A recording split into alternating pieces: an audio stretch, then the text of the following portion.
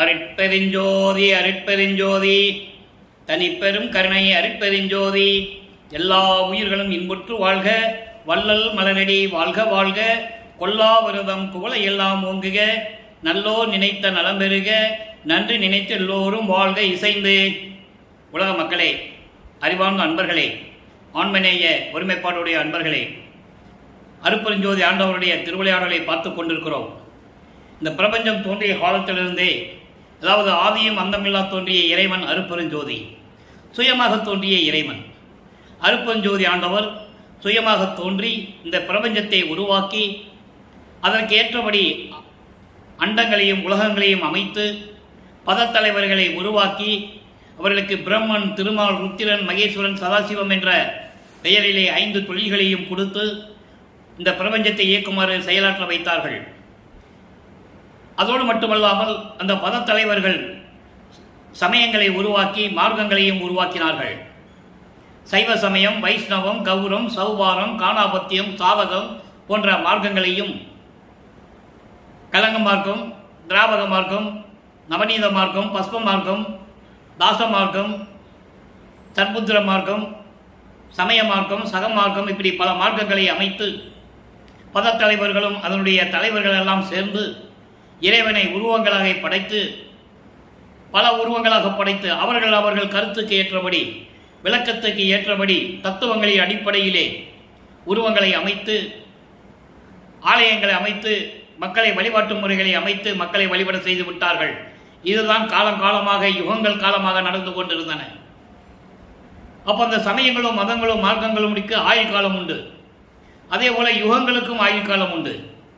இந்த ஆயுள் காலம்லாம் முடிந்த பிறகு உலக மக்களுக்கென்று ஒரு ஆன்மீக மார்க்கம், அந்த ஆன்மீக மார்க்கம் சமரசமாகவும் உயிர் இரக்கத்தோடும் எல்லாரும் இன்புற்று வாழ வேண்டும் என்பதற்காகவே அருட்பெருஞ்சோதி ஆண்டவர் சுத்த சன்மார்க்கத்தை உருவாக்கி அதை தன் மகன் கையில் ஒப்படைத்து இந்த பூலோகத்தில் ஒரு தாயின் வழியாக ஒரு மகனாக வருவிக்க செய்தார்.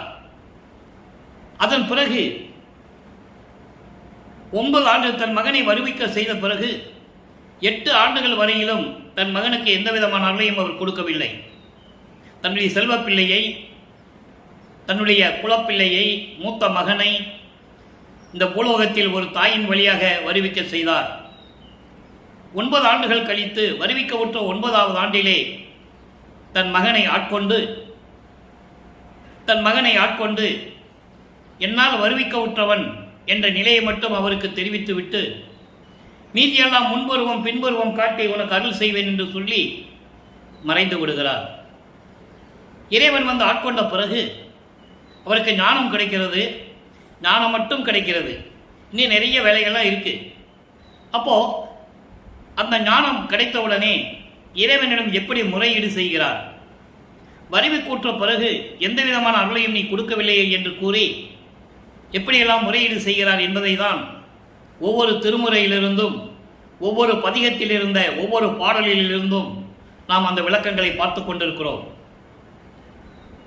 நமது பிள்ளை பெருமானவர்கள் வருவிக்க உற்று 12 ஆண்டுகள் வரையிலும் எந்த நிலையில் இருந்து கொண்டார் என்பதை 1ஆம் திருமுறையிலே திருவருள் முறையீடு என்ற பதிகத்திலிருந்து ஒவ்வொரு பாடலின் மூலமாக தினமும் நாம் அருட்பெருஞ்சோதி ஆண்டவருடைய திருவிளையாடலை பார்த்து கொண்டிருக்கிறோம். அந்த வகையில் நாம் பார்க்க வேண்டிய பாடல் 97வது பாடல். திருவருள் முறையீடு மொத்தம் 232 பாடல்களை கொண்டது. ஒவ்வொரு பாடலிலும் இறைவனிடம் எப்படி முறை செய்கிறார் என்ற நிலையை தான் பார்த்து கொண்டிருக்கிறோம். நன்றாக கவனியுங்கள். 1ஆம் திருமுறை பதிகம் 6 திருவருள் முறையீடு 97வது பாடல். முன்மழை வேண்டும் பருவப்பயில் வெயில் மூடி கெட்ட பின், முன் மழை வேண்டும் பருவப்பயில் வெயில் மூடி கெட்ட பின், மழை பேய்ந்து என்ன பேறு கண்டாய்? அந்த பெற்றியைப் போல் நின் மழை போல் கொடை இன்று அன்றி, மூப்பு நெருங்கிய கால் பொன்மலை பேய்ந்தென்ன கல்மலை பேய்ந்தென்ன பூரணனே. இது பாடல். அதாவது இந்த பாடலின் விளக்கம் எப்படின்னா, அவருடைய மனநிலையை பாருங்க. வல்லப்பெருமான் அவர்கள் வருவிக்க விட்டு 202 ஆண்டுகள் ஆகிவிட்டது. சுத்த சன்மார்க்க காலம் தொடங்கி 202 ஆண்டுகள் ஆகிவிட்டது.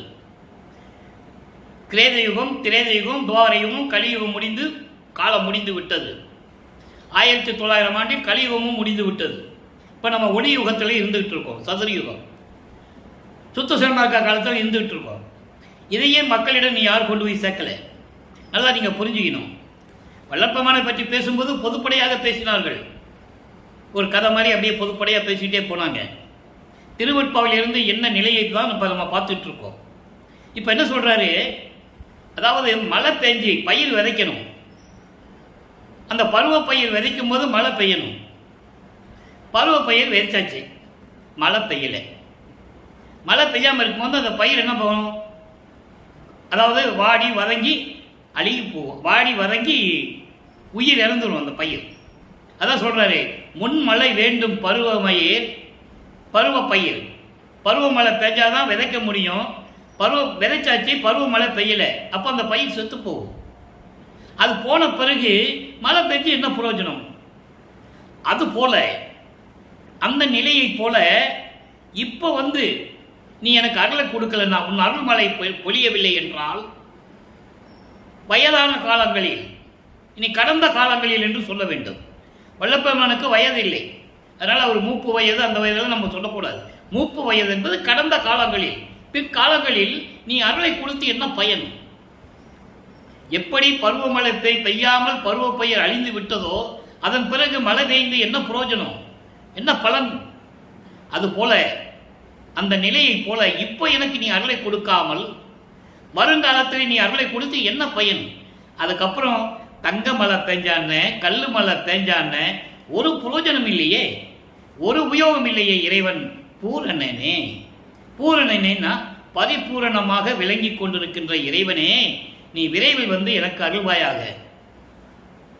உன்னால் வருவிக்க உற்றவன் என்ற நிலை எனக்கு தெரிவித்து விட்டாய். இதை நான் வெளியே சொல்லவும் முடியல, சொல்லக்கூடாதுன்னு சொல்லிட்டேன். இப்போ நீ அருளையும் கொடுக்கல. நான் உன்னை நினைத்து வருந்தி கொண்டிருக்கிறேன், மனம் அலைபாய்ந்து கொண்டிருக்கிறது, விரைவில் எனக்கு அருள்வாயாகன்னு சொல்லி இந்த பாடலை நமக்கு அள்ளியிருக்கிறார்கள்.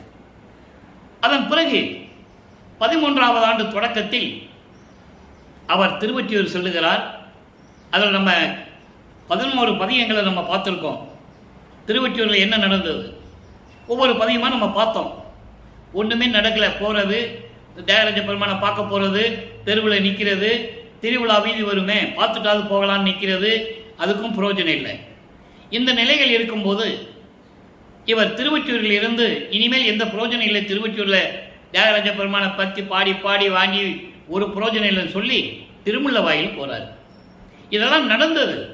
அவருடைய நிலையை அவர் இந்த மண்ணில் வருவிக்கு ஊற்ற பிறகு, ஒரு தெய்வ குழந்தையாக வருவிக்கு ஊற்ற பிறகு, தெய்வ பிறவியாக எடுத்த பிறகு அவருடைய நிலை இன்னும் அப்படியே இருந்து கொண்டு இருக்கிறது. இதை வெளியே சொல்லவும் முடியாது. அதனால இப்போ திருமுல்ல வயலுக்கு போயிட்டு இருக்காரு. அங்கே அருளியல் வினாவல் என்ற பதியம் உருவாகுது. பதியம் 12 அருளியல் வினாவல். அருளை தரணும்னு கேட்கிறார். எப்படி? இன்னைக்கு 6வது பாடல் பார்க்குறோம். ஏற்கனவே 5 பாடல் நம்ம பார்த்துட்டோம். நான் ஏற்கனவே சொன்னது போல அன்பர்களே, ஒரு பாடலை சொல்லி அதனை விளக்கத்தை சொல்லி இறைவனுடைய திருவிளையாடலை நம்ம பார்த்துட்டு இருக்கோம். இது கதை மாதிரி சொல்லலாமேன்னு நீங்கள் நினைக்கலாம். அது கதை மாதிரி சொல்றதால சரியாக வராது. உண்மையை விளக்கணும் இல்லை மக்களுக்கு, அவருடைய நிலையை சொல்லணும் இல்லை. இப்போ நீங்கள் புராணங்கள் எல்லாம் நீங்கள் படித்தீங்கன்னா எல்லாம் கதைகளில் வர மாதிரி இருக்கும். ஆனால் திருவருப்பு அப்படி எல்லாம் இறைவனாலே அருளப்பட்டது. இப்போ திருமுல்ல வயலுக்கு போறாரு. என்ன சொல்றாருன்னு பார்ப்போம். பண்ணினுள் இசையே, பாலினுள் சுவையே, பக்தர்கட்கு அருள் செய்யும் பரமே, மண்ணினுள் ஓங்கி வளம்பெறும் முல்லைவாயில் வாழ் மாசிலாமணியே. இப்போ இது வரைக்கும் தியாகராஜ பெருமான் சொல்லிட்டு இருந்தார். அதுக்கு முன்னால சிவாயனமா நமச்சிவாயன் சொல்லணும் எல்லாம் சொல்லிட்டு இருந்தார். காரணம், சமயங்களும் மதங்களும் மார்க்கங்களும் சூழ்ந்திருந்த காலகட்டங்களில் இவரும் வருவிக்க உற்று அந்த நிலையில் இருந்து கொண்டிருக்கிறார் என்று சொல்வதை விட நமது பிள்ளை பெருமானை, வல்லற்பெருமானை அவர் தந்தை அருட்பெருஞ்ஞானவர் இருக்க வைக்கிறார். அப்புறம் சமயங்களும் மதங்களும் மார்க்கம் தேவையில்லைன்னு சொல்லணும். அப்போ அதில் இருக்க வைக்கணும், உலக மக்கள்கிட்ட சொல்லணும் இல்லை. அதுக்காக இவரும் திருநூறு பூசிக்கிட்டு உத்திராட்ச கொட்டையை கழுத்தில் மாட்டிக்கிட்டு எல்லா வேலையும் செஞ்சுக்கிட்டு இருக்கார். எல்லா சமயங்கள்லையும் சடங்குகள் எப்படி எப்படி இருக்கோ அதெல்லாம் செஞ்சுக்கிட்டு தான் இருக்கிறாரு. அதை நீங்கள் நல்லா நீங்கள் கவனிச்சுக்கிட்டே வரணும். அது எப்போ விட சொல்கிறாரு அப்படின்ற நிலைகள்லாம் இருக்குது. அப்போது இந்த நிலையில் இருக்கும்போது ஏன்னா மக்கள் காலமாக யுகங்கள் காலமாக இந்த நிலையை தான் பின்பற்றி கொண்டு இருக்கிறார்கள். அதனால இவரும் அங்கே தான் இருக்கிறாரு, மாசிலாமணின்னு சொல்கிறாரு. திருமலை வாயில் இருக்கிற இறைவனை மாசிலாமணி என்று சொல்லுகிறார். அப்போது அதாவது பண்ணினுள் இசையே, வேத கீச பாடல்களுக்கு இசையாக இருந்து கொண்டிருக்கின்ற இறைவன், அதன் பிறகு பால் போன்று சுவையாக இருக்கின்ற இறைவன், அடியார்களுக்கு அருள் செய்யக்கூடிய பக்தர்களுக்கு, தன்னை வணங்குகின்றவர்களுக்கு அருள் செய்யக்கூடிய இறைவன் மண்ணினில் ஓங்கி வளம் பெறும் இந்த பூலோகத்திலே வளம் செழிந்த திருமுல்லை வாயிலே இருக்கின்ற மாசிலாமணியே, பெண்ணினும் பேதை மதியேன், பெண்ணினும் பேதை மதியேன். அறியாமை என்ற ஒரு அறிவினிலே இருந்து கொண்டிருக்கிறேன். பெண்கள் எப்படி அறியாமையில் இருப்பார்களோ அதுபோன்ற அறியாமையில் பெண்ணினும் பேதை. ஏன் இதை பெண்ணை குறிப்பிடான்னு நீங்கள் புரிஞ்சுக்கணும். அதாவது பெண்ணை ஏன் சொல்கிறாருன்னா, பெண்களுக்கு ஒரு அவசர புத்தி இருக்கும். ஒரு ஆராயாமல் எதை சொன்னாலும் ஒரு ஆராய்ச்சி பண்ணாமல், ஒரு ஆராயாமல், கலந்து பேசாமல் ஏதாவது ஒரு முடிவு எடுப்பாங்க. அது கடைசியில் போய் தவறா முடியும். அந்த நிலையில் நான் இருந்து கொண்டிருக்கிறேன் என்று சொல்லுகிறார். அவசர நிலையில், அவசர முடிவில், அந்த அறிவில் நான் இருந்து கொண்டிருக்கிறேன், அறியாமையில் இருந்து கொண்டிருக்கிறேன். என்றாலும் எனினும் என்றாலும் பெருமைனா பெருமானே, இந்த நிலையில் நான் இருந்து கொண்டிருக்கிறேன். பெருமானே, நீ அருள் பெறலாம் என்று எண்ணி வந்து உன்னிடம் அடைந்தால். நான் திருவொற்றியூருக்கு போனேன், இதுவரைக்கும் ஒரு பிரயோஜனம் இல்லை. நீ வந்த பாடும் இல்லை, எனக்கு அருளை கொடுத்த பாடும் இல்லை. அதனால உன்னை தேடிங்க நான் வந்திருக்கேன். இதையும் சொல்லுவார். திருவள்ளை தயத்துக்கும் போவார், அதெல்லாம் நம்ம பின்னால் பார்க்க போகிறோம். அங்கே சொல்லுவார், ஒருவேளை நீ அரணைக்கு வந்து அருளை கொடுப்பையோ, அருணை என்றால் திருவண்ணாமலை. நல்லா கவனிச்சுக்கணும். நீங்கள் இப்படியெல்லாம் அவர் மனம் இடங்களிலே இப்படியெல்லாம் பாடுபடும், துன்பப்படும். நான் உன்னை அருளை பெறலாம், நீங்கள் நான் வந்தால், உங்ககிட்ட வந்து அடைந்தால், கேள்வி இல்லாமல் இருப்பது உன் திருவருளுக்கு இயல்போ. ஏன்னு கேட்காம இருக்கிற, ஒரு வார்த்தை கூட கேட்க மாட்டேன்ற, என்னை ஏன் ஆட்கொண்டாய்? ஆட்கொண்டாய் மகனே, நீ என் மகன் சொல்லிட்டு, உன்னை வருவிக்க விட்டோன்னு சொல்லிட்டு, யார்கிட்ட சொல்லக்கூடாதுன்னு சொல்லிட்டு, இவ்வளவு இருந்து கடந்து உன்னை அருளை பெறலான்னு வந்தா, இந்த இடத்துக்கு வந்தா ஏன் கேட்காம இருக்கிறியே, இது உன் திருவருளுக்கு அழகா என்று கேட்கிறான். இந்த நிலை தொடர்ந்து கொண்டே இருக்கிறது. நல்லா நீங்க புரிஞ்சுக்கணும். அப்போ வல்லப்பமானவர்கள் வருவிக்க விட்டு 16 ஆண்டுகளுக்குள் இருக்கிறார். அப்போ அவர் எங்க போனாலும் நடந்துதான் போகணும். இப்ப எப்படி பறந்து வருவாரு? எப்ப அந்த நிலை அவருக்கு கிடைச்சது? நினைச்ச இடத்தில் இருக்கிற தத்துவ சித்தியெல்லாம் எப்படி அவருக்கு கிடைச்சது அப்படின்றத நம்ம இப்போ பார்க்க போறோம். டெய்லி பார்த்துக்கிட்டு இருக்கோம், ஒவ்வொரு நாளும் பார்த்துக்கிட்டு இருக்கோம். இன்னைக்கு அதான் பார்க்க போறோம். 32 ஆண்டுகளுக்கு மேலே இதெல்லாம் நடக்கும். இந்த நிலையில் இருந்தவர் வள்ளற்பெருமான். யாரும் வெளியே சொல்லலை, மக்களுக்கு யாரும் தெரியல. பொதுப்படையாக பேசினார்களே தவிர வள்ளற்பெருமான் என்ற ஒரு இறைவன் இந்த பூலகத்திலே வந்து வருவிக்க விட்டது யாரும் சொல்லலை. அருட்பெருஞ்சாண்டவர் திருவிளையாடலையும் யாரும் சொல்லலை. பொதுவாக சொன்னாங்க, அருட்பெருஞ்சாண்டவர் ஜோதி வடிவில் இருப்பார் அப்படிதான் சொன்னாங்க. அவர் யாரு? அவருடைய மகன் யாரு? எப்படி வருவிக்க செய்தார்? எதற்காக வருவிக்க செய்தார்? என்ன நோக்கத்திற்காக, என்ன காரணத்திற்காக, என்ன வருவிக்க செய்தார்? எல்லாம் சொல்லணும்ல. அதை தான் நம்ம பார்த்துக்கிட்டு இருக்கோம். இப்போ திருமலை வாயில ஒன்றும் நடக்கலை. இப்படியே காலங்கள் ஓடிக்கிட்டு இருக்கு. 16 ஆண்டுகள் ஓடி போச்சு. வருவிக்க விட்டு 2 எட்டு முடிஞ்சு போச்சு. இப்போ 3வது எட்டு தொடக்கமாகுது. 3வது எட்டு என்பது 24 ஆண்டுகளுக்குள் வருவிக்க விட்டு 24 ஆண்டு. இப்போ 17வது ஆண்டிலிருந்து 24 ஆண்டுகளுக்குள்ள என்ன நடந்தது? இப்போ மறுபடியும் திருவொற்றியூருக்கு வராரு. திருவொற்றியூர் இது வரைக்கும் நம்ம அந்த 3ஆம் திருமுறையில் 9 பதியத்தை பார்த்துருக்கோம். திருமுல்லை வாயிலுக்கு போனேன், ஒன்றும் கிடைக்கல. இங்கே வர்றாரு. எப்படியெல்லாம் பாடல்கள் இருக்கு தெரியுமா? இறைவனை பார்க்கணும்னு சொல்லி நாரையும் கிளிகளையும் தூது அனுப்புவார். அதெல்லாம் நம்ம பார்த்துட்டோம். அதுவும் திருவிளையாடல் தான். இறைவனுடைய திருவிளையாடல் நடந்துகிட்டு இருக்கு.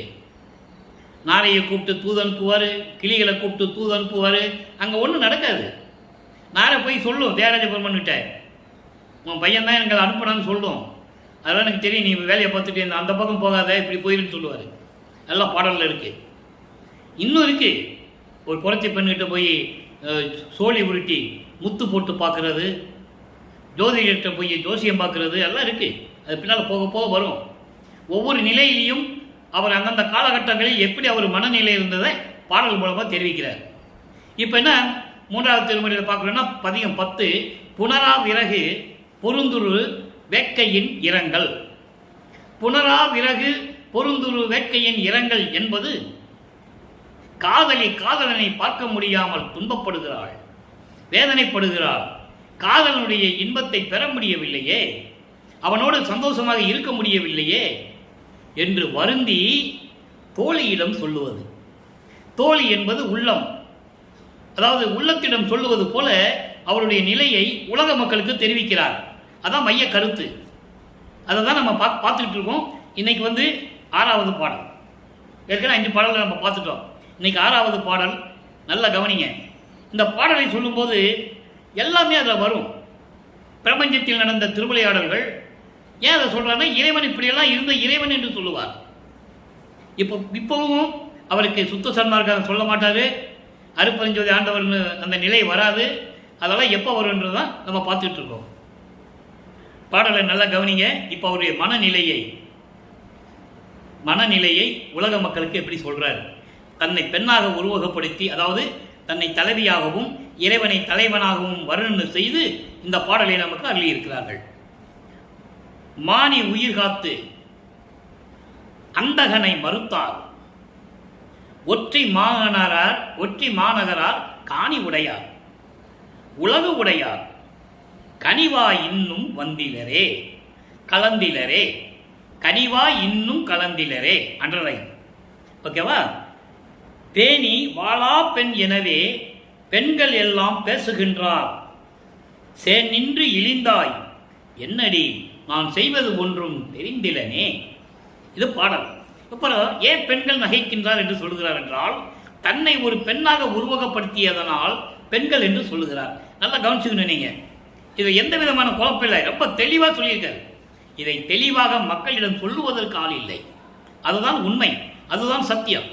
அப்போ இவர் 24 ஆண்டுகளுக்குள் திருவொற்றியூரிலே இருந்து கொண்டு என்ன செய்து கொண்டிருந்தார், என்ன அருளை பெற்றார் என்பது ஒண்ணுமே இல்லை என்றதை உலக மக்களுக்கு தெரிவிக்கிறார். இப்ப பாருங்க, இந்த பாடலுடைய கருத்து. மானி காத்தார், மானி உயிர் காத்து. மானி என்றால் இங்கே பிரம்மன். ஒரு காலகட்டத்தில் பிரம்மனுடைய நிலை மாறும்போது, யமன் அவன் உயிரை பறிக்க வரும்போது அதை யமனை தடுத்து நிறுத்தி பிரம்மனுடைய உயிரை காத்தார் என்று சொல்கிறார். அது ஒரு திருவிளையாடலை இங்கே கூறுகிறார். மானி உயிர் காத்தார், அந்தகனை மறுத்தார், யமனை தடுத்தார். அந்தகன் என்பது யமன். யமனை தடுத்தார். ஒற்றி மாநகரார் காணி உடையார். திருவொற்றியூரில் மாநகரிலே எல்லையாக கொண்டிருக்கின்ற இறைவன். காணி உடையார் என்றால் இந்த எல்லைக்கு உட்பட்டு. உலகு உடையார், எல்லா உலகங்களும் உடையவர். கனிவா இன்னும் கலந்திலரே, என்னிடம் மகிழ்வோடு சந்தோஷமாக இன்னும் என்னோட சேரவில்லையே என்று சொல்லுகிறார். ஆக இதுவரைக்கும் 24 ஆண்டுகள் வரைக்கும் இறைவனிடமிருந்து எந்த அருளையும் பெறவில்லை. இவர் நாட்டுக்கு போறாரு, எல்லாமே ஏளனமா பேசுறாங்க. அதை சொல்றாரு, வாளாவிட்டியாக இருக்கின்ற பெண் ஒரு திருமணம் செய்து கொண்டு ஒரு பெண் கணவனிடம் வாளாவிட்டால் வாளாவிட்டி என்று சொல்லுவார்கள். நல்லா புரிஞ்சுக்கணும் நீங்க.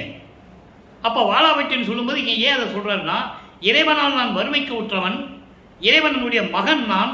அப்படி இருந்தும் கூட இந்த உலக மக்கள் எல்லாம் நகைக்கும்படி சிரிக்கும்படி நான் இந்த பூலோகத்துக்கு வறுமைக்கு உற்றதனால் ஏற்பட்ட சொந்தங்கள் இருக்கிறதே, அவர்களாலும் என்னை பற்றி தெரிந்து கொண்டவர்களாலும் நான் ஏளனமாக நடத்தப்பட்டிருக்கிறேன்.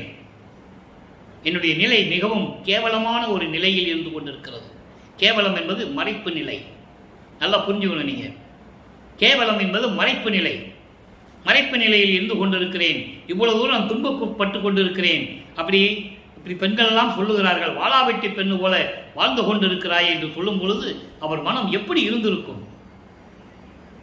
இறைவனால் வறுமைக்கோற்ற மகன் என்று தெரிந்த பிறகும் கூட, வெளியே யாரிடம் சொல்ல முடியாத நிலை ஏற்பட்டும் கூட, உலக மக்கள் எல்லாம் அவரை ஏளனமாக பார்க்கின்றவர்கள் எல்லாம் தெரு தெருவாக சுத்தி கொண்டிருக்கிறானே, பைத்தியம் பிடித்துக் கொண்டு வாழத் தெரியாமல் தெரிந்து கொண்டிருக்கிறானே என்று சொல்லி என்னை ஏளனமாக பேசுகிறார்கள். கீழ்நிலைக்கு வந்து விட்டாயே, சேன் நின்று இழிந்தாய் என்று சொல்லுகிறார்.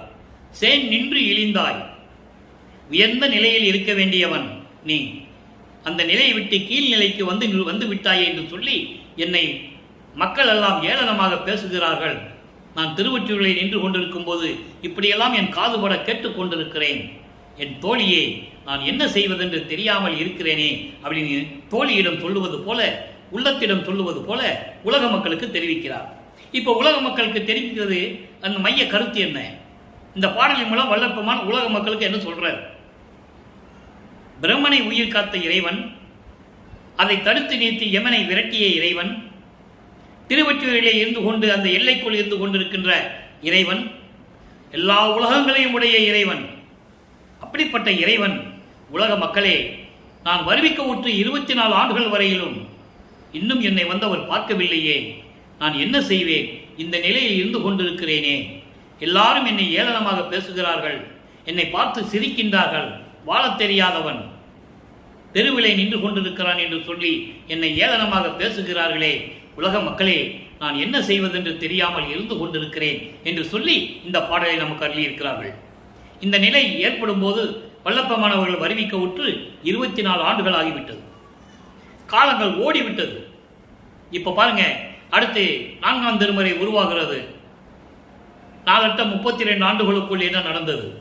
அதாவது 24 ஆண்டுக்கு ஒன்று இல்லை, 25வது ஆண்டு தொடக்கத்தில் இருந்து 32 ஆண்டுகளுக்குள், அந்த 8 ஆண்டுகளுக்குள் என்ன நடந்தது என்பதுதான் அருள் பிரகாச மாலையிலே நாம் பார்த்து கொண்டிருக்கிறோம். 4ஆம் திருமுறை பதிகம் 2 அருள் பிரகாச மாலை. இதுக்கு முன்னால் நம்ம ஏற்கட்ட எல்லா பதியங்களையும் பார்த்துட்டோம். பிரசாத மாலை, அபராத மன்னிப்பு மாலை, எல்லாமே நம்ம பார்த்துட்டோம். அங்கே தான் சொல்லுவார், திருநூறு வேண்டான்னு சொல்லுவார். அந்த விளக்கங்களை நம்ம பார்த்துட்டோம். இப்போ இந்த பாடலில் இந்த நிலையிலே எப்படி இறைவன் வருகிறார்? இது வரைக்கும் இறைவன் வந்து அருளலை, நேராக வரல. இப்போ எப்படி வர்றான்னு சொல்லி அவருடைய மனநிலை எப்படி இருக்கிறது? இப்போ என்ன பண்ணாரு நமது பிள்ளை பெருமானவர்கள், வல்லப்பெருமானவர்கள் மனம் நொந்து மன வேதனைப்பட்டு இனிமே திருவொற்றியூருக்கும் போகக்கூடாது, திருமலை வாயிலுக்கும் போகக்கூடாது, திருவள்ளி தாயத்துக்கும் போகக்கூடாது, எங்கேயுமே போகக்கூடாது. வீட்டுக்குள்ள வந்து உட்காந்துக்கிட்டு கதவை சாத்தி தாப்பா போட்டுக்கணும். போட்டார். வந்து இறைவனே வந்து திறக்கட்டும், நம்ம திறக்க போறதில்லைன்னு சொல்லி தாப்பா போட்டார். இப்போ இறைவன் பார்த்தாரு, ஆஹா நம்ம பையன் ரொம்ப கோபமாயிட்டான், இனிமேல் அவன் சமாதானப்படுத்தணும்னு சொல்லி பூலோகத்துக்கு வருகிறார். பூலோகத்துக்கு எப்படி வர்றாரு? தெருவில் வந்து நடந்து வந்து பையன்கிட்ட பாதத்தை காட்டுறார். உனக்காக மகனே, நான் தெருவில் நடந்து வந்து உன்னை தேடி வந்திருக்கையா அப்படின்னு சொன்னாதான் மகன் சாந்தப்படுவான், மகன் வந்து கோபம் சாந்தமாகுன்னு சொல்லி அந்த நிலையை இந்த பாடலிலே கூறுகிறார். நல்லா கவனிங்க, அற்புதமா இருக்கும். பல கோடி மறைகள் எல்லாம், இங்கே பல கோடி மறைகள்னு சொல்றாங்க. மறைகள்னா வேதங்கள், வேதங்கள் கோடிக்கணக்கில் கிடையாது. இங்கே பல கோடி என்பது பல வகையான வேதங்கள். பல வகையான வேதங்கள் என்பது 4 வேதங்கள். அதை நீங்க புரிஞ்சுக்கணும். என்னடா இது, இந்த இடத்துல பல கோடி மறையெல்லாம் சொல்றாரே அப்படின்னு நீங்க நினைச்சிடக்கூடாது. கோடி மறைகள் எங்க இருந்தது அப்படின்னு நீங்க நினைச்சிடக்கூடாது. இங்க கோடிகள் என்பது வகை என்று பொருள், 4 வகை என்று பொருள். 4 வகையான வேதங்கள் எல்லாம் ரிக் வேதம், யசுர் வேதம், சாமவன வேதம், அதர்வன வேதம். இந்த 4 வகையான வேதங்கள் எல்லாம் உலகு ஓடி மயங்க பரநாத முடி நடிக்கும் பாதமலர் வருந்த சில கோடி நடந்து, நல்லா கவனிக்கணும், சில கோடி நடந்து எளியேன் இருக்கும் இடம் அணைந்து தெருக்கதவம் திறப்பித்து, இவர் கதவை பூட்டிட்டாரு, தாப்பா போட்டாரு. நான் திறக்க முடியாது மமனை, நீ வந்து திற அப்படி சொல்லி கதவை பூட்டிட்டாரு. வந்து தன்னுடைய அருளால் கதவை திறக்கிறாரு, இப்படி கையை காட்டுறாரு, தாழ்பால் விலகுது. கதவை திறப்பித்து என் செங்கையில் ஒன்று அளித்து அழகு ஓடி வருந்தேல் இங்கு அமருக என திருவாய் அலர்ந்த அருள்குருவே, பொன்னம்பலத்து எம் அரசே, விலகு ஓடி எதை துயர்கள் ஒன்றோடு ஒன்று புகன்று விரைந்து ஓட செய்தனை இவ்வளவு அறியேன் வியப்பே என்று கூறுகிறார். இது பாடல். இப்போ இந்த பாடல் விளக்கம் சொல்றோம். நான் கதையாக சொன்னால் உங்களுக்கு ஒரு சந்தேகம் வரும், இது எப்படி இருக்கும், இது எப்படி உண்மையாக இருக்கும், யாருமே இது வரைக்கும் சொல்லலையே, இவர் மட்டும் எப்படி விளக்கம் சொல்றாரு அப்படின்னு ஒரு சந்தேகம் உங்களுக்கு வரும் இல்லையா? அதனால தான் பாடலோடு சொல்றது. அதை நீங்க புரிஞ்சுக்கணும். இப்போ இந்த பாடல் என்ன சொல்றாருன்னா, இப்படி மறைகள் 4 வகையான வேதங்கள் எல்லாம் ஓடி ஓடி மயங்க பார்க்குறாங்க. உலகெல்லாம் தேடுது வேதங்கள். அனந்த வேதம் சொல்லுவார் ஒரு பாடல்ல, அளவு கடந்த அறிஞர் பிரம்மர் அயர் மலர் அயன் அனந்த வேதம் சித்தர் முத்தர் முனிவர் எல்லாமே தேடுறாங்க. எப்படி? களவிறந்தும் கருண் ஆதி இறந்தும் கடும் செய்யும் தவத்தும் காண்பரிதாம் கடவுளாகி மகாதேவ மலையில் வரும். 1ஆம் திருமுறை 5வது பதிப்பில் 9வது பாட்டில் வரும். இப்படியெல்லாம் இறைவனை தேடி பார்க்க முடியல. அப்படி ஓடி ஓடி பார்க்குறாங்க. வேதங்கள்லாம் போய் இறைவனை பார்க்க முடியாமல் மயங்கி கொண்டிருக்கின்றன. அப்படிப்பட்ட திருவடிகள், எப்படிப்பட்ட திருவடிகள் நடந்து வருதான்? வேதங்கள் பார்க்க முடியாத, உலகெல்லாம் ஓடி ஓடி பார்க்க முடியாத திருவடிகள் பரநாத முடிக்கும், பரநாத முடி நடிக்கும். அங்கு இருந்து திருவிளையாடல் செய்து கொண்டிருக்கின்ற திருவடிகள் எங்க? பரநாத நிலையில் இருக்கின்ற திருவடிகள். இதை ஏன் சொல்றாரு? அங்கிருந்து மகனை பார்க்கறதுக்கு பூலோகத்துக்கு வராரு அப்படின்னு சொல்றாரு. என்னை பார்க்கறதுக்கு பரநாத நிலையிலிருந்து இருக்கின்ற திருவடிகள், வேதங்கள் எல்லாம் பார்க்க முடியாத திருவடிகள் என்னை பார்ப்பதற்காக பூலோகத்திலே வந்து வருந்த சில கோடி நடந்து, சில கோடி என்பது தெருவழியாக, தெருக்கோடு வழியாக அந்த தெருவிலே நடந்து வந்து எளியேன் இருக்கும் இடத்தை தேடி கண்டுபிடித்து கதவை திறப்பித்து, எவ்வளவு அற்புதமாக சொல்ற பாருங்க. சொல்லுவதை உடம்பு சிலுக்கும். அப்படியே எப்படிப்பட்ட இறைவன் தன் மகனை எப்படி வருவிக்க செய்துவிட்டு எப்படியெல்லாம் திருவிளையாடல் செய்கிறார். அன்பர்களே, எத்தனையோ திருவிளையாடல்கள் நீங்க கேள்விப்பட்டிருப்பீங்க. என்ன, ஏன் நீங்க சினிமாவில் கூட பார்த்துருப்பீங்க. அம்மன் வந்து சாட்சி சொல்ற மாதிரியும், சிவபெருமான் வந்து சாட்சி சொல்ற மாதிரியும், இப்படியெல்லாம் நீங்க திருவிளையாடலை பார்த்துருப்பீங்க. இங்கே பூலோகத்தில் இப்ப நடந்தது 1869ஆம் ஆண்டு இங்க மஞ்சக்குப்பை கோர்ட்டில், கடலூர் கோர்ட்டில் ஆறுமுக நாவலர் கேஸ் போட்டாங்க நீதிமன்றத்தில். திருவொட்பா வந்து பாடலே கிடையாது, அது மறுப்பான்னு சொல்லி கேஸ் போட்டாங்க. இங்கே திருவிளையாடல் நடந்தது யார் சொன்னது?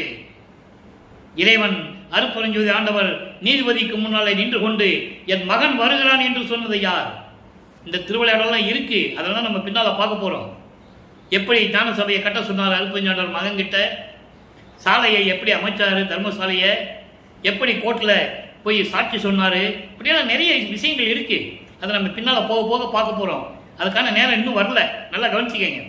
அதுக்கான நேரம் இன்னும் வரல, இன்னும் நாட்கள் இருக்கு. அப்போ இப்படி திருவிளையாடல் நடந்துகிட்டு இருக்கும் போது இவர் அங்க பூலோகத்திற்கு வர்றாரு.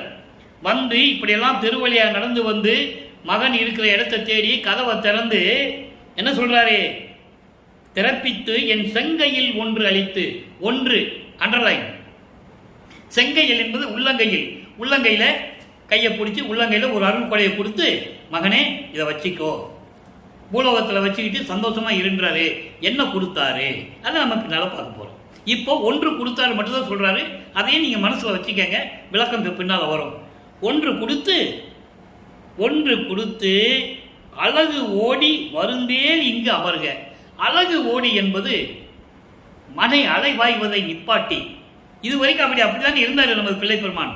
உன் மனசு அலைபாயுது, மனம் ரொம்ப துன்பப்படுத்திட்டேன் மகனே, உன்னை ரொம்ப நான் இம்சப்படுத்திட்டேன், ரொம்ப துன்பப்படுத்திட்டேன் உன்னை, உன் மனசு வருந்தபடி நான் நடந்துகிட்டேன், இனிமே அது நடக்காது, நீ வருந்தாதே, நீ கவலைப்படாதே, துன்பப்படாதே, துயரப்படாதே, பயப்படாதே, நீ பூலோகத்திலேயே இருப்பாயாக. அப்போ பூலோகத்தில் இருக்க சொல்லிட்டாரு. நல்லா கவனிச்சுக்கணும். இங்கு அமருக, பூலோகத்தில் இருக்க சொல்லிட்டாரு. இதுக்கப்புறம் என்ன நடந்தது அது உலக மக்களுக்கு சொல்லணும். இப்ப நீ பூலோகத்தில் இருப்பாயாக என திருவாய் அலர்ந்த. பூலோகத்தில் இருப்பாயன்னு சொன்ன என்ன அர்த்தம்? திருப்பி அவர் மகன் அங்க மேல கூப்பிடணும், சுத்த சன்மார்க்கத்தை கொடுக்கணும், சாகா கல்வியை கற்றுத்தரணும், சொல்லிக் கொடுக்கணும், அதையெல்லாம் மாணவர்கள் பார்க்கணும். இவ்வளவு நிலைகள்லாம் இருக்கு, பாடல்ல இருக்கு, நம்ம பார்க்க போறோம். அப்போ இப்போ தற்சமயத்துக்கு நான் வந்துட்டேன், நீ கவலைப்படாத, எனக்கு ஒரு அருள் கொடையை கொடுத்து நீ பூலோகத்திலேயே இருப்பாயாக, இன்னும் காலங்கள் இருக்கிறது என்று சொல்லி என திருவாய் அலர்ந்த, திருவாய் மலர்ந்த அருட்குருவே. இங்க பாருங்க, 4ஆம் திருமுறையில் வரும்போது பாருங்க, நமச்சிவாயன்னு வராது, சிவாய நமன்னு வராது, மாசிலாமணின்னு வராது, தியாகராஜ பெருமான்னு வராது, நடராஜன் வராது. நல்லா நீங்க புரிஞ்சுக்கணும். சொக்கநாதன் வராது, 3 கண் உடைய இறைவனும் வராது. ஏன்னா அவருக்கு தெரியும் சுத்த சன்மார்க்கத்தை வாங்க போகிறோம். நிலைகள் மாறிடுச்சு இல்லை. இப்போ வந்தார், அருளை கொடுத்தாரு, ஒரு கொடையை கொடுத்துட்டாரு. அதனால் இவருக்கு சுத்த சன்மார்க்கம் இருக்கிறது தெரியும், வந்தது அருட்பெருஞ்சோதி ஆண்டவரும் தெரியும் அவருக்கு. ஆனால் வெளியே இப்போ சொல்ல மாட்டார், அடுத்த பாடலில் சொல்லுவார், பார்க்க போகிறோம். அதை நீங்கள் நல்லா கவனிச்சிக்கணும். அதனால தான் நம்ம படிப்படியாக ஒவ்வொரு பாடலிருந்து இறைவனுடைய திருவிளையாடலை பார்த்துட்டு இருக்கோம். உங்களுக்கு புரியணும். ஏன்டா இவர் இப்படியெல்லாம் இருந்தார், திருவொற்றியூர் போனார், திருநூறு பூசிக்கிட்டு இருந்தார், நமச்சிவாயன் சொல்லிட்டு இருந்தார், சிவாய நமன் சொல்லிட்டு இருந்தார், திடீர்னு அருட்பெருஞ்சோதின்னு சொல்கிறாரே, அந்த விளக்கத்தை உங்களுக்கு நான் கொடுக்கணும். இறைவன் கொடுத்த விளக்கம் உலக மக்களுக்கு தெரியப்படுத்தணும். அதுக்காக தான் இறைவனுடைய திருவிளையாடலை ஒவ்வொரு பாடல் மூலமாக நாம் பார்த்து கொண்டிருக்கிறோம் என்பதை இங்கே நான் பதிவு செய்ய கடமைப்பட்டிருக்கிறேன். இப்போ சொல்லிட்டாரா, அருள் குருவே, அருள் குருவே பொன்னம்பலத்தி எம் அரசை. பொன்னம்பலம் என்பது பொற்சபை. பொற்சபையில் இருக்கின்ற அரசனே, விலகு ஓடி விலகு ஓடி என துயர்கள் ஒன்றோடு ஒன்று புகன்று விரைந்து ஓட செய்தனை. விலகு ஓடி, இந்த துன்பங்கள், துயரங்கள், இடர்கள், பயம் எல்லாத்தையுமே ஒன்னா சொல்றாரு. ஒன்னா சொல்லி இவர்கள்லாம் ஒன்னோடு ஒன்று பேசிக்கிறது தான். ஐயோ நம்ம இனிமேல் இவங்ககிட்ட இருக்கக்கூடாது, ஓடு ஓடு ஓடு ஓடு ஓடுன்னு ஓடிறாங்க. அப்படி ஓட செய்தனை. அப்போ சுத்த சன்மார்க்கத்தை வாங்க போறாரு. அதுக்கு முன்னால சமயங்கள், மதங்கள், மார்க்கங்கள் சொல்லப்பட்ட இந்த நெறிகள்லாம் ஓடுது இவரை விட்டு. இனிமே இவரிடம் நம்ம இருக்கக்கூடாது, எல்லாம் நம்ம காலம் முடிஞ்சிருச்சு அப்படின்னு சொல்லி எல்லாம் ஓடுது. எல்லாம் ஓடுன. இப்படியெல்லாம் நீ ஓட செய்தாய், இவ்வளவு நடக்கும்னு எனக்கு தெரியாதே, வியப்பா இருக்கே அப்படின்னு சொல்றாரு இந்த பாடல்ல. ஏன்னா வருவிக்க உற்று, நல்லா கவனிக்க நண்பர்களே, ஒரு சுருக்கம். வருவிக்க உற்று 9 ஆண்டுகள் வரைக்கும் இவர் யாருன்னு தெரியாது. 9வது ஆண்டு இறைவனால் வருவிக்க உற்ற மகன் மட்டும் தெரியும். வெளியே யார்ட்டையும் சொல்ல முடியாது. இந்த நிலை ஓடிக்கிட்டே இருக்கு 24 ஆண்டுகள் வரைக்கும். அப்போ 25வது ஆண்டு தொடக்கத்தில் அந்த 4வது எட்டு வரும்போது தனக்கோடி அம்மையாருக்கு தாலி கட்டி அந்த அம்மாவுக்கு மோட்ச விட்ட காட்டி அது ஒரு திருவிளையாடல் முடிஞ்சிருது. அது 27வது ஆண்டில் முடியுது. அது முடிஞ்ச உடனே பற்றுகள்லாம் நீங்குது. உலக பற்று விட வேணும். அந்த அம்மாவுக்கு விமோசனத்தை காட்டுறதுக்காக தாலி கட்டுறாரு. அதன் பிறகு அந்த பற்றையும் விடணும், பந்த பாசங்கள் பற்றையும் விடணும், உலக விடயங்களை விடணும், மண்ணாசை, பெண்ணாசை, பொன்னாசை விடணும், காமம், குரோதம், லோபம், மோகம், மதம், ஆச்சரியம் 6 பிண்ட துரிசிகளை விடணும். எல்லாம் விட்டாச்சு, எல்லாம் விட்டாச்சு. இப்போ சுத்த சன்மார்க்கத்தை வாங்க போறாரு. சுத்த சன்மார்க்கத்தை வாங்க போகும்போது தத்துவங்களை தீர்ச்சி போகணும். அதை நம்ம ஏற்கனவே பாடலில் பார்த்துருக்கோம், நிறைய விளக்கங்கள் நான் சொல்லியிருக்கேன். அருட்பெருஞ்சோதி அட்டகத்திலேயே இருக்குது. தத்துவங்களை ஜெயிச்சு போகணும். தத்துவங்களை கடந்தேன், தத்துவங்களை தனித்தனியாக கடந்தேன், தத்துவாதீத நிலையில் சித்தியல் முழுதும் தெரிந்தேன், அவை மேல் சிவநிலை தெரிந்திட சென்றேன். அதே மாதிரி அகவலில் சொல்வாரு, ஏறா நிலை மீசை ஏற்றி எந்தனக்கே 6 காட்டிய அருட்பெருஞ்சோதின்னு சொல்லுவாரு. அப்போதான் தொடக்கம். அப்புறம் கடத்திய அருட்பெருஞ்சோதின்னு சொல்லுவாரு. ஏறா நடுநிலை ஏற்றி எந்தனை ஈண்டு 6 கடத்திய அருட்பெருஞ்சோதி. அப்போ தத்துவங்களை நிகிரம் செய்யணும். ஏம சித்தி, சாகா கல்வி, தத்துவங்களை நிகிரம் செய்தல், அதன் பின் கடவுள் நிலை அறிந்து அம்மையமாதல். இந்த நிலைகளுக்கு போறதுக்கு தான் இறைவனுடைய திருவிளையாடல் எப்படி நடக்குதுன்றதை நம்ம பார்த்துட்டு இருக்கோம். இப்போ அந்தங்களை கடக்கணும். வேதாந்தம், சித்தாந்தம், கலாந்தம், யோகாந்தம், போதாந்தம், நாதாந்தம், இப்படி 6 அந்தங்களையும் கடக்கணும். அதெல்லாம் பாடல்களில் இருக்குது, நம்ம பார்த்துக்கிட்டே வரப்போகிறோம். இந்த நிலையை மட்டும் நீங்கள் தெரிஞ்சுக்கங்க. இப்போ வல்லப்பெருமானவர்கள் நடக்க வேண்டியது இல்லை. முன்னால் எங்கே போனாலும் அவர் நடந்து தான் போகணும். திருவொற்றியூர் போனாலும் சரி, திருமுல்லை வாயில் போனாலும் சரி, திருவள்ளி தாயத்துக்கு போனாலும் சரி, எங்கே போனாலும் அவர் நடந்து தான் போகணும். இப்போ அவர் நடக்க தேவையில்லை. தத்துவ சித்திகளை எல்லாம் பெற்றுக்கொண்டார், எல்லாத்தையும் ஜெயிச்சாச்சு. நீ சுத்த சன்மார்க்கத்தை வாங்குறதுக்கு அவர் அங்கே சிவஞான வெளிக்கு போகணும். அது எப்படி போனாருன்றதை நம்ம ஏற்கனவே பாடலாம் பார்த்துட்டோம். உங்களுக்கு சந்தேகம் இருந்தால் நீங்கள் மறுபடியும் நம்ம பதிவை பாருங்கள். இது வரைக்கும் 96 பதிவு போட்டிருக்கோம். நீங்கள் எந்த பதிவில் பார்த்தாலும் அந்த விளக்கம் இருக்கும். அப்போது இப்போ போகணும். இப்போ என்ன நடக்குது?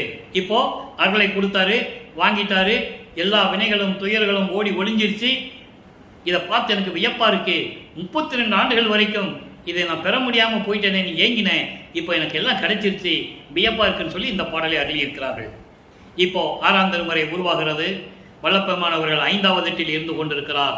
ஐயட்ட 40 வருவிக்க விட்டு 40 ஆண்டுகளுக்குள்ள என்ன நடந்தது? அது அப்புறம் 6வது 8, 6 8 48, 48 ஆண்டுகளுக்குள் என்ன நடந்தது? அதன் பிறகு கடைசி 3 வருஷம் இருக்குல்ல, 51 வருஷத்துல 48 போச்சுன்னா 3 வருஷம், அதான் கிளைமேக்ஸ். எங்க? சித்தி வளாகம் மேட்டுக்குப்பத்தில் கிளைமேக்ஸ். இப்போ 40 ஆண்டுகளுக்குள் நடக்கிறதா இப்போ நம்ம பார்த்துட்டு இருக்கோம். நீ 48வது ஆண்டுக்குள்ள வரும்போது இன்னும் பாக்கியெல்லாம் வரும். எப்படி?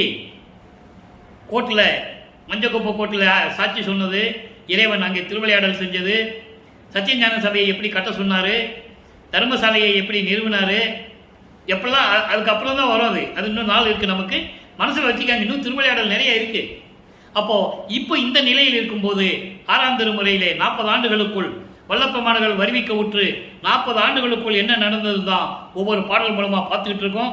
நல்லா பாருங்க. இப்போ 32 ஆண்டுகளுக்கு நடந்தது, வந்து அருளை கொடுத்தது எல்லாம் பார்த்தாச்சு. ஒரு அருள் கொடுத்து போனான்னு சொல்லியாச்சு. அது என்னன்றதை இப்போ நம்ம பார்க்கணும். அதை தான் இப்போ பூலோகத்துக்கு நீ வான் கூப்பிடுறாரு. 6ஆம் திருமுறை பதிகம் 37 அருள் விளக்க மாலை, மொத்தம் 100 பாடல்கள் கொண்டது. இன்னைக்கு 2வது பாடலை நம்ம பார்க்க போகிறோம். நல்லா கவனிக்கணும். அதாவது ஒரு கொடையை கொடுத்துட்டு நீ பூலோகத்தில் இருன்னு சொல்லிட்டு போயிட்டாரு. எல்லாமே முடிஞ்சு போச்சு மகனே, நீ கவலைப்படாதே, நீ பூலோகத்திலே இரு அப்படின்னு சொல்லிட்டு போயிட்டார்ல, திரும்பி வரல. நல்லா கவனிக்கணும். திரும்பியும் வரவில்லை. இப்போ அதுக்கு விண்ணப்பம் வைக்கிறார். அதை அருள் விளக்க மாலை என்ற பதிகத்திலே 100 பாடலில் சொல்கிறாரு. இன்னைக்கு 2வது பாடலை நம்ம பார்க்க போகிறோம். நல்லா கவனிக்கணும். நூல் விளக்கம் வேறு, இறைவன் சொல்கிற விளக்கம் வேறு. அதை இப்போ நீங்கள் புரிஞ்சுக்குவீங்க. இப்போ நீங்கள் புரிஞ்சுக்குவீங்க. கோடையிலே இலைப்பாற்றிக் கொள்ளும் வகை கிடைத்த குளிர் தருவே. நல்லா கவனிச்சுட்டேவாங்க. கோடையிலே இலப்பாரி கொள்ளும் வகை கிடைத்த குளிர் தருவே, தரு நிழலே, நிழல் கனிந்த கனியே, ஓடையிலே ஊறுகின்ற தீஞ்சுவை தண்ணீரே, உகந்த தண்ணீரிடை மலர்ந்த சுகந்த மணமலரே, மேடையிலே வீசுகின்ற மெல்லிய பூங்காற்றே, மென்காட்டில் விலை சுகமே, சுகத்தில் உறும் பயனே, ஆடையிலே என்னை மணந்த மணவாளா, பொதுவில் ஆடுகின்ற அரசே, என் அலங்கள் அணிந்து அருளே. இது பாடல். இந்த பாடலுடைய சுருக்கம் என்னன்னா, நல்ல கோடை வெயில் அடிச்சுக்கிட்டு இருக்கு, தங்குறதுக்கு நிழல், மர நிழல் எங்குமே இல்லை.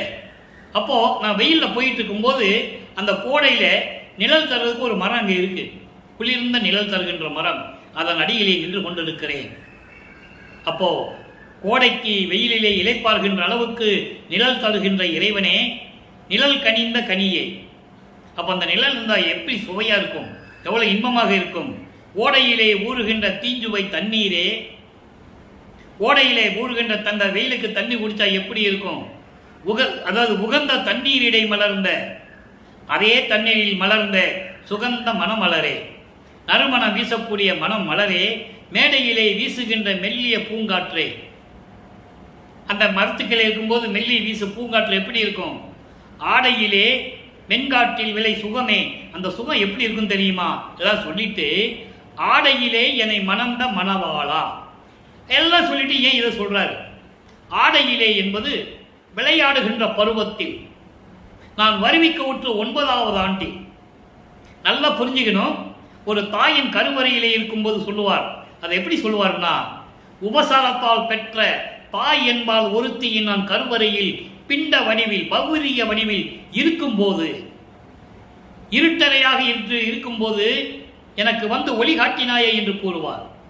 ஐயோ, இருட்டான்னு பையன் சொல்லும்போது அந்த கருவறையில் போய் ஒளி காட்டுவார், வெளிச்சம் காட்டுவார் அருப்பஞ்சாண்டவர்.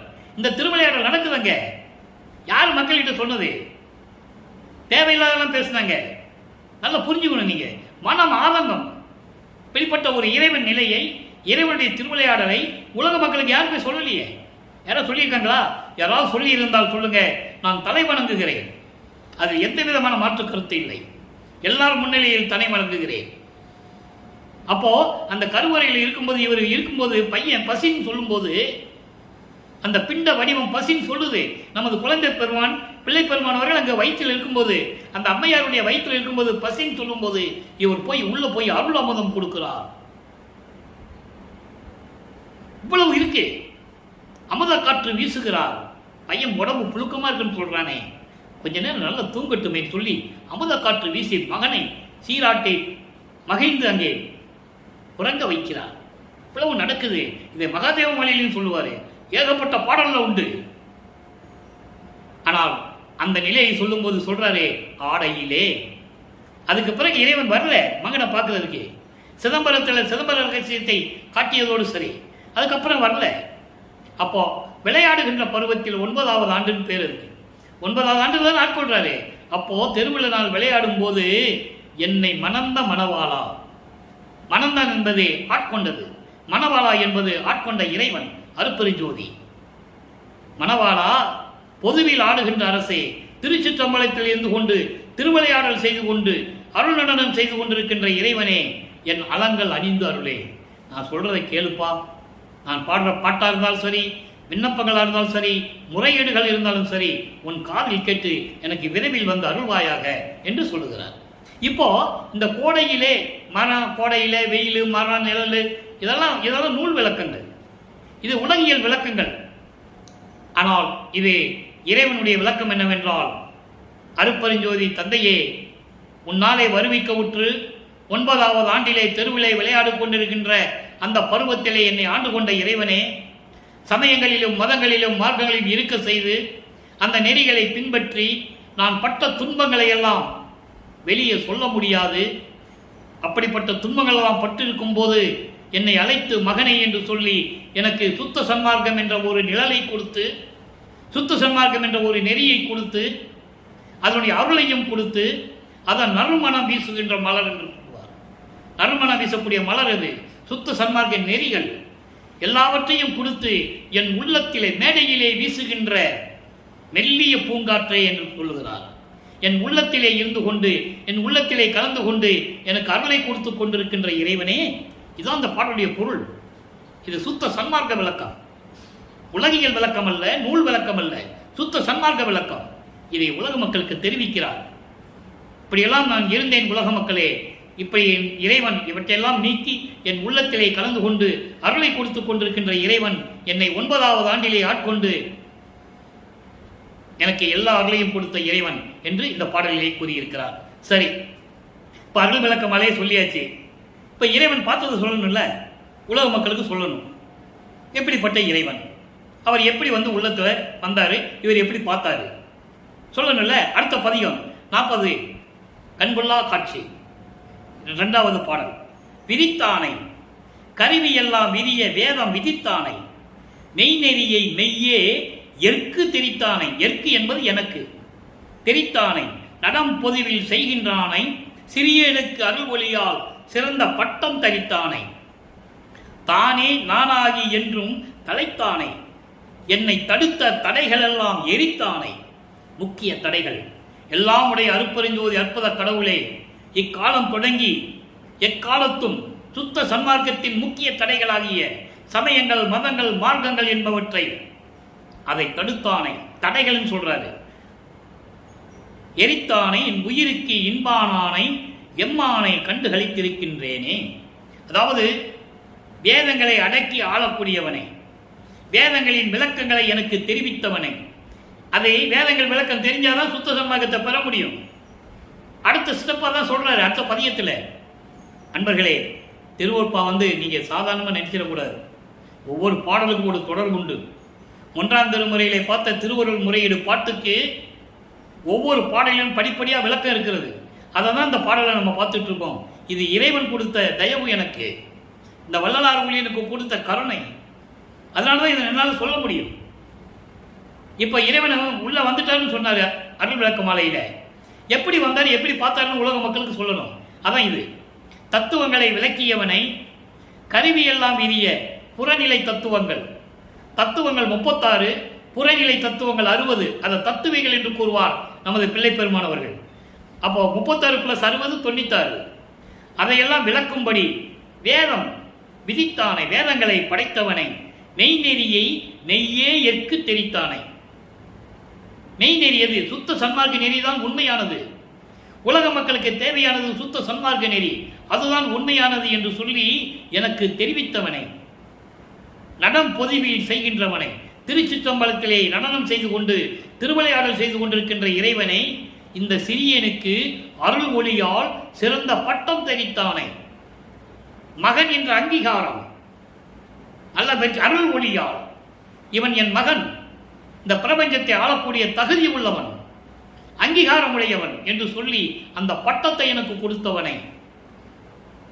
தெளிவார்க்கே திருவருட்பாவில் எந்த பாடல்ல வேணாலும் எடுத்து சொல்ல விளக்கம் சொல்ல முடியும்.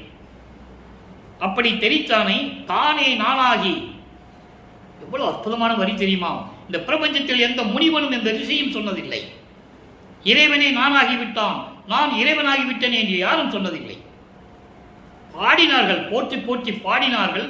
கர்ம சித்தியும் யோக சித்தியும் பெற்றுக்கொண்டு ஜீவசமாதியானார்கள், முக்தியானார்கள். ஐம்பூதங்களோடும் ஐக்கியமானவர்கள் தான் உண்டு. யாரும் ஞான சித்தி பெறவில்லை என்பதை திருவருட்பாவிலே கண்ட உண்மை. விளக்கம் இருக்கிறது, நிரூபிக்க தயாராக இருக்கலாம், அதில் ஒன்றும் பிரச்சனை இல்லை. தானே நானாகி என்றும் தலைத்தானே. இந்த பிரபஞ்சம் இருக்கும் வரை என்னோடு இருக்கின்ற இறைவனை, என்னை தடுத்த தடைகள் எல்லாம் எரித்தானே, சாம்பலாக்கிட்டேன்னு சொல்ற. சமயங்கள் மதங்கள் மார்க்கங்கள் சாம்பலாகி போச்சு. என்னுடைய தடைகளெல்லாம் இருந்து சாம்பலாகி போச்சு. என் உயிருக்கு இன்பமானவனை, பேரின்பமானவனை, எம்மானை, என் இறைவனை கண்டு கழித்திருக்கின்றேனே. முடிச்சிட்டாரா? இப்போ பார்த்தாச்சு. அருள் கொடையை கொடுத்தாரு, அதை என்னன்றது விளக்கி சொல்லியாச்சு. அது சுத்த சன்மார்க்க நெறின்னு சொல்லியாச்சு. அது கோடையிலே வெயிலிலே மரத்துக்கடியில் இருந்தேன், அதெல்லாம் சொல்லியாச்சு. இப்போ இறைவனை பார்த்ததும் சொல்லியாச்சு. அடுத்து பாருங்க, அருள் ஜோதி நிலை. இப்போ கடவுள் நிலை எப்படி? கடவுள் நிலையை சொல்லணும்ல, திருவடி நிலையை சொல்லணும், கண்கொள்ளா காட்சியை சொல்லணும். இப்போ திருவடி நிலையை சொல்லணும். 44 திருவடி நிலை, இறைவனுடைய திருவடி நிலையை சொல்லணும்ல. அற்புதமாக இருக்கும். இது வரைக்கும் பிரபஞ்சத்தில் யாருமே சொன்னதில்லை. எல்லாமே மண்மூடி மறைத்து விட்டார்கள். பிரம்மன் யாரு, திருமால் யாரு, சிவபெருமான் யாரு, சக்தி யாருன்னு யாருக்குமே யாரும் சொல்லல. இவர் சொல்றார், அவங்கெல்லாம் யாருன்னு சொல்றாரு. யாருன்னு சொல்றாரு பாருங்க. தடையுரா பிரமன் விண்டு. பிரமன் விண்டு என்பது திருமால், ருத்திரன் மகேஸ்வரன் சதாசிவன், விந்து நாதம், இதெல்லாம் சொல்லுவாரு. விந்து நாதம் நடையுரா பிரம்மம், அவன் தான் நாதம், பிரம்மநாதம். விந்து நாதம் உயர் பராசக்தி சொல்லக்கூடிய பரசிவம், சிவபெருமான் சிவன் என்னும் இவர்கள் நல்லா கவனிக்கணும். அதாவது மலம் இல்லாதவர்கள் என்று சொல்லிக்கிட்டாங்கல்ல. தடையுரா என்பது மலம் இல்லாதவர்கள்.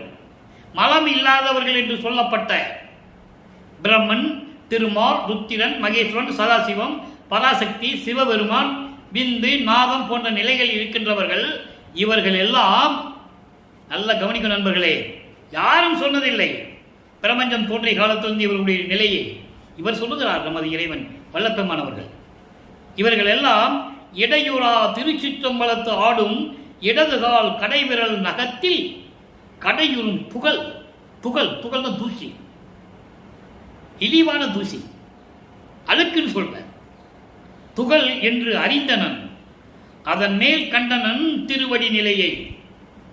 இறைவனுடைய திருவடியில அந்த கால் இருக்குல்ல, இடது கால், கடைசி விரல் இருக்கு பாருங்க, கட்ட விரல், கடைசி விரல், அந்த விரல் நகம் இருக்குல்ல, அந்த நகத்தில் ஒட்டியிருக்கின்ற அழுக்குகள்னு சொல்றாரு இவங்களை. அது ஏன் சொன்னாருன்னு நீங்க புரிஞ்சுக்கணும். அதான் இங்கே இருக்கிற சூட்சமமான விளக்கம். அவர்களை இழிவுபடுத்த வேண்டுமென்றோ, ஏற்கனவே அவங்க 5 தொழில் செஞ்சுட்டு இருந்தவங்க தானே. அப்ப ஏன் சொல்றாரு அப்படின்னா, இவர்களுடைய நிலை அவ்வளவுதான். அப்போ இவர்களால் அருப்பஞ்சாலால் உருவாக்கப்பட்டவர்கள் சொல்றாரு. அதான் திருவருட்பா. அருப்பஞ்சால் உருவாக்கப்பட்டவங்க இவங்க. நீங்க சொல்றீங்க மலம் நீங்கியவர்கள் என்ன, அப்படியெல்லாம் கிடையாது. மலம் நீங்கியவர்கள் என்று சொல்லப்பட்ட இந்த பிரம்மன், திருமால், ருத்திரன், மகேஸ்வரன், சதாசிவம், பராசக்தி, பரமசிவம், விந்து நாத ஒளியில் நிலை இருக்கின்றவங்க எல்லாரும் சரி. தொடர்ந்து திருவிளையாடல் செய்து கொண்டிருக்கின்ற, திருச்சிற்றம்பலத்திலே திருவிளையாடல் செய்து கொண்டிருக்கின்ற என் தந்தை அருப்பெருஞ்சோதி ஆண்டவரின் இடது காலில் சுண்டு விரலின் நகத்தில் ஒட்டியிருக்கின்ற தூசி, புகழ், அழுக்குன்னு சொல்ற. நான் தெரிஞ்சுக்கிட்டேன் இவன்களை பத்தி, அதுக்கு மேலேயும் தெரிஞ்சுக்கிட்டேன் என்னுடைய தந்தையுடைய திருவடி நிலையை என்று சொல்லுகிறார். அதான் ஒரு பாடல சொல்லுவாரு, செத்து செத்து பிறக்கும் இவர்கள் என் முன் வழியிலர் என்று சொல்லுவார் ஒரு பாடலிலே. அற்புதமான பாடல்கள் உண்டு திருவருட்பாவிலே. இவர்களுக்கெல்லாம் நான் பெரியவன் என்று சொல்லுவார். இதை யார் உலக மக்கள்கிட்ட சொன்னது? சொல்லவே இல்லை. சோறு போட சொன்னாரு, வெண்ணி குடிக்க சொன்னாரு, கரிசாலை குடிக்க சொன்னார். இப்படிதான் சொன்னார்களே தவிர பிரம்மனும் திருமாலும் என் காலில் விழுந்து வணங்குகிறார்கள் என்று வள்ளற்பெருமான் கூறியதை ஓர் ஆள் சொன்னது இவர் சொன்னார். நீங்க சொல்லுங்க, நான் உங்களுக்கு நான் தலை வணங்குகிறேன். அப்படி நிலையில் இருக்கின்றவர் வள்ளற்பெருமான், சாதாரண ஆள் கிடையாது, இறை நிலையில் இருக்கின்றவர். அதான் இங்க சொல்றாரு, இவங்களுடைய நிலையை நான் தெரிஞ்சுக்கிட்டேன், இவனெல்லாம் எங்க அப்பாவுடைய காலில் நகத்தில் ஓட்டி இருக்க தூசின்னு சொல்லிட்டார். ஆனால் அவருடைய திருவடி நிலையை நான் அறிந்து கொண்டேன், வேற யாரும் தெரிய முடியாது, பிரம்மனும் திருமாலும் சரி அடிய முடிய பார்க்கவே இல்லை என்று சொல்லுவார். இப்ப திருவடி நிலையை பார்த்தாச்சு, அப்புறம் அருட்பெருஞ்சோதி நிலையை சொல்லணும்ல. அருட்பெருஞ்சோதி நிலை, அருட்பெருஞ்சோதி நிலை பதிக 46 2வது பாடல். பாடல் எளிமையான பாடல். எல்லாம் செய்வல்ல தெய்வம், எங்கும் நிறைந்த தெய்வம், என்னுயிர் கலந்து எனக்கே இன்ப நல்கு தெய்வம், நல்லாருக்கு நல்ல தெய்வம், நடுவான தெய்வம், நற்சபையில் விளங்குகின்ற தெய்வம், கல்லாருக்கும் கற்றவருக்கும் எல்லாருக்கும் கழிப்பு அடிக்கக்கூடிய தெய்வம், காரணமாம் தெய்வம். காரணம் என்பது முதன்மையான தெய்வம், காரணமாம் தெய்வம், அருள் பூரணமாம் தெய்வம். எல்லாம் சொல்லியாச்சு. இப்போ இது அருட்பெருஞ்சோதி நிலை எல்லாம் சொல்லியாச்சு. செல்லாத நிலைகள் எல்லாம் செல்லுகின்ற தெய்வம், யாரும் செய்ய முடியாத நிலைகளில் விளங்கி கொண்டிருக்கின்ற தெய்வம், அதுதான் ஓங்கார வடிவம். நல்ல நினைச்சிடணும். செல்லாத நிலை என்னது? ஓங்கார வடிவம். ஓங்கார வடிவம் என்பது 16வது நிலை, சிவஞான வெளியில் இருக்கின்ற தெய்வம். இப்படியெல்லாம் விளங்குகின்ற தெய்வம் தான் அருட்பெருஞ்சோதி சொல்லி முடிக்கிறார். அடுத்து பேரானந்த நிலை. அந்த ஆனந்த நிலை எப்படி இருக்கும்? அடுத்து பாருங்க. திருவளர் திருச்சிற்றம்பலத்தாடும் தெய்வமே, மெய்ப்பொருள் சிவமே, உருவளர் ஒளியே, ஒளியுனுள் ஒளியே, ஓங்கும் என் உயிர் பெறும் துணையே. இறைவனை சொல்றாரு. இப்படிப்பட்டெல்லாம் இருக்கின்ற இறைவன் ஒரு தனித்தன்மை அருள்வெளி நடுவே, சிவஞான வெளி நடுவே மகிழ்ந்து கொண்டு அரசு செய்து கொண்டிருக்கின்ற இறைவனே, திருவிளையாடல் செய்து கொண்டிருக்கின்ற இறைவனே, பருவரல் நீக்கி. அதான் முக்கியமான இடம். பருவரல் நீக்கி என்றால் என்னை பாதித்த துன்பங்கள், துயரங்கள், தடைகள் எல்லாவற்றையும் நீக்கி நான் மகிழும்படி எனக்கே பழுத்த, எனக்கே கிடைத்த பேரானந்த பழமை, எனக்கே கிடைத்த பேரானந்த பழமை என்று சொல்லி இந்த பாடலை முடிக்கிறார். அடுத்து ஒரே ஒரு விளக்கம் நண்பர்களே. நேரம் தான் போய்கிட்டு இருக்குது, சொல்லணும்னா சொல்லிக்கிட்டே இருக்கலாம். ஆனால் குறிப்பிட்ட நேரத்துக்குள் இதை முடிக்க வேண்டும் என்பதற்காகத்தான் நான் இவ்வளவு வேகமாக சென்று கொண்டிருக்கிறேன். அடுத்து 48வது பதிகம். ஆண்டு அருளிய அருமையை வியத்தல். இறைவன் எப்படி இவரை ஆண்டு அருளை கொடுத்தார் என்றதை வியப்பா சொல்றது. 2வது பாடல்.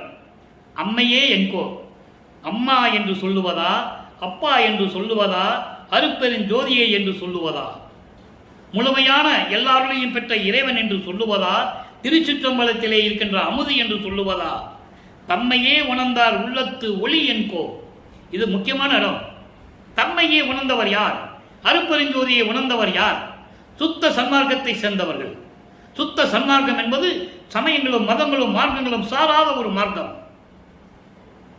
எந்த சங்கற்ப விகற்பங்கள் இல்லாத மார்க்கம், உருவ வழிபாடு இல்லாத மார்க்கம், ஜோதி வடிவில் இருக்கின்ற இறைவன், ஒளியாக இருக்கின்ற இறைவன் என்று நம்பக்கூடிய ஒரு மார்க்கம். அப்படிப்பட்ட மார்க்கத்தில் இருக்கின்றவர்கள் உள்ளத்தில் இருந்து கொண்டிருக்கின்ற இறைவன். தமையனேன் தனித்துணை என்போ, உன்னால் தனித்து விடப்பட்டவன் நான், எனக்கு துணையாக இருக்கின்ற இறைவன் என்று நான் சொல்லுவதா?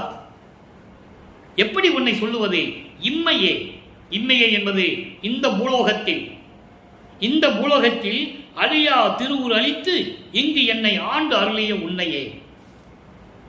எப்படி சொல்ற பாருங்க. பூலோகத்தில் உன்னால வருவிக்க விட்டவன் நான், இங்கேயே நீ என்னை ஆண்டு எல்லாரும் அறியும்படி உன்னுடைய திருவுருவத்தை, உன்னுடைய புத்தகத்தை எனக்கு கொடுத்து என்னை ஆண்டு அருளிய உன்னை நான் எப்படி சொல்லுவது? அம்மா என்று சொல்லுவதா, அப்பா என்று சொல்லுவதா, அருட்பெருஞ்சோதியை என்று சொல்லுவதா, எல்லா அருளையும் பெற்றுக்கொண்ட இறைவன் என்று உன்னை சொல்லுவதா, திருச்சிற்றம்பலத்தில் இருந்து கொண்டு திருவிளையாடல் செய்து கொண்டிருக்கின்ற இறைவன் என்று சொல்லுவதா? உன்னை எப்படி நான் சொல்லுவது? இந்த பூலோகத்திலே எல்லாரும் அறியும்படி எனக்கு முத்தேகத்தை கொடுத்து அழிவுறாத நிலைக்கு எல்லாரும் அறியும்படி செய்தாயே, என்னை ஆண்டு அருளிய விதத்தை நான் என்ன என்று சொல்லுவேன், உன்னை நான் என்னவென்று சொல்லுவேன் என்று சொல்லி இந்த பாடலை நமக்கு அருளி இருக்கிறார்கள். ஆக அன்பர்களே, இன்று நாம் பார்த்த திருவிளையாடலுடைய சுருக்கம் வருவிக்க உற்று 8 ஆண்டுகள் வரையிலும் எந்த விதமான அருளை கொடுக்காத இறைவன் 9வது ஆண்டிலே தன் மகன் முன் தோன்றி என்னால் வருவிக்கப்பட்டோம் என்று சொல்லி மறைந்து விடுகிறார். அதன் பிறகு 24 ஆண்டுகள் வரைக்கும் திருவொற்றியூரிலும் திருமலவாயிலும் திருவள்ளித்தாயத்திலும் சென்று சென்று நாரையும் கிளிகளையும் தூது அனுப்பி எந்த விதமான பலனும் இல்லாமல் இருந்து கொண்டிருக்கின்ற நமது பிள்ளை பெருமான் அவர்களுக்கு 25வது ஆண்டிலே, அதாவது 4வது எட்டில் இருக்கும்போது 27வது ஆண்டிலே தனக்கொடி அம்மையாரை தாலி கட்டி திருமாங்கல்ய பூட்ட தமவட்டு மோட்ச வீட்டை கொடுத்து அதன் பிறகு அற்பகாச மாலையிலே தன் வந்து அருளை எப்படியெல்லாம் அருளை கொடுத்தார் என்பதையும், அதன் பிறகு சுத்த சன்மார்க்கத்தை பெற்ற பிறகு அருள் விளக்க மாலையிலே எப்படி விளக்குகிறார் என்பதையும், அதன் பிறகு திருவடி நிலை, பேரானந்த நிலை, அருப்பெருஞ்சோருடைய நிலை, ஆண்டவருடைய அருமையை வியத்தல், இப்படி பதிகத்திலே இருந்து ஒவ்வொரு பாடலின் மூலமாக இறைவனுடைய திருவிளையாடலை பார்த்திருக்கிறோம். எனவே அன்பர்களே, நீங்களும் சுத்த சன்மார்க்கத்தில் இணைந்து சமயங்களையும் மதங்களையும் மார்க்கங்களையும் சாராது உருவ வழிபாடுகளை விட்டு தீப வழிபாடு ஏற்பட்டு சைவ நிலையில் இருந்து கொண்டு கொலையும் புலையும் தவிர்த்து ஜீவகாரணிய ஒழுக்கத்தில் இருந்து கொண்டு இறைவனை வழங்கி இறைவனுடைய அருளையும் செல்வங்களையும் எல்லாம் பெற்றுக்கொண்டு இந்த வையகத்திலே நீங்கள் வாழ்வாங்கு வாழ வேண்டும், நோயற்ற வாழ்வில் வாழ வேண்டும் என்று இறைவனுடைய தயவோடையும் கருணையோடைய வாழ்த்தி விடைபெறுகிறேன். இந்த வள்ளலார் ஊழியன். மீண்டும் நாளை சந்திப்போம். நன்றி, வணக்கம். அருட்பெருஞ்சோதி அருட்பெருஞ்சோதி தனிப்பெரும் கருணை அருட்பெருஞ்சோதி. மீண்டும் நாளை அருட்பெருஞ்சோதி ஆண்டவருடைய திருவிளையாடல் தொடரும். பார்த்து மகிழுங்கள்.